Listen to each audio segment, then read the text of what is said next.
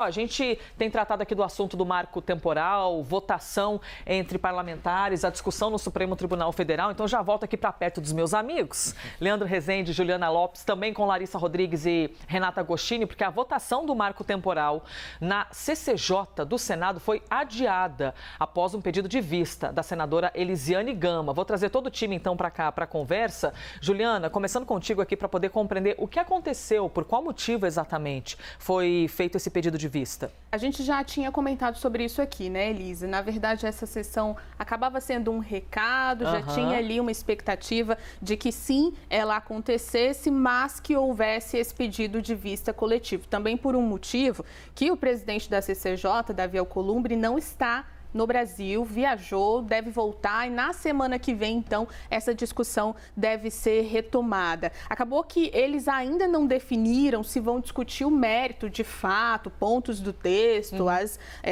propostas de alteração ainda desse texto, mas a expectativa é que isso fique para a semana que vem e que hoje fique só aquele recado, no meio dessa confusão, né, dessa troca aí de acusações entre o Supremo Tribunal Federal e também o Congresso Nacional. A expectativa é que os deputados, então, os senadores, na verdade, joguem essa votação para a semana que vem. Enquanto isso acontece, essa discussão no Congresso Nacional, o julgamento do marco temporal, esse sim está mantido na Suprema Corte. Pois é, porque como a gente tem dois assuntos do mesmo dia, acaba dando uma confundida, né? Então, bora separar aqui as questões. Uma coisa é o que está sendo julgado dentro do Supremo Tribunal Federal, que diz respeito a uma ação de Santa Catarina e que essa decisão vai embasar outras quase 300 ações. E o Leandro recebeu um recadinho aqui que foi Leandro Rezende, para chegar aqui na conversa comigo para poder te ouvir também, Leandro, sobre essa questão. Então, portanto, votação, por enquanto, adiada, depois de um pedido de vista de Elisiane Gama. Você cria um cenário do seguinte, né?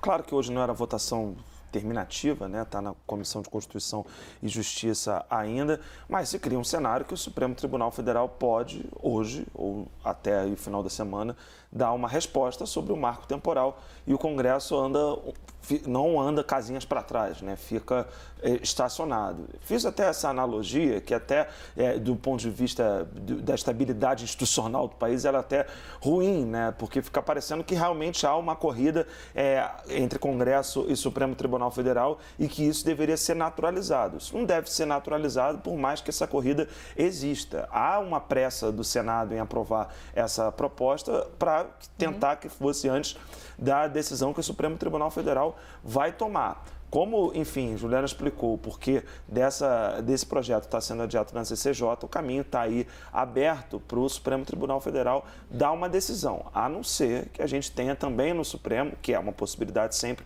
um pedido de vistas. E aí é algo também para se acompanhar com atenção. Por quê?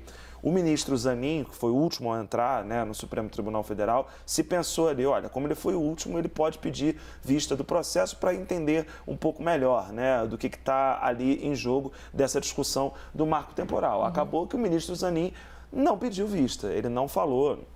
Não, ele deu o voto dele, né, contra a tese do marco temporal e não precisou falar, não precisou de nenhum pedido de vista. Os outros ministros que vão votar agora já estão ali no Supremo há muito tempo, né, então já conhecem muito bem a matéria. É nisso que se fiam as lideranças indígenas para dizer que hoje vai se formar, acreditar que hoje vai se formar uma maioria para derrubar a tese do marco temporal no STF. Marco temporal, essa tese jurídica, né, segundo a qual os povos indígenas, então, só para a gente fechar aqui a conta, têm o direito de ocupar apenas as terras que ocupavam ou já disputavam em outubro de 1988, que foi a data da promulgação da Constituição, e é nisso que está embasada toda a discussão que você está acompanhando. Juliana, obrigada. Leandro Rezende também, muito obrigada.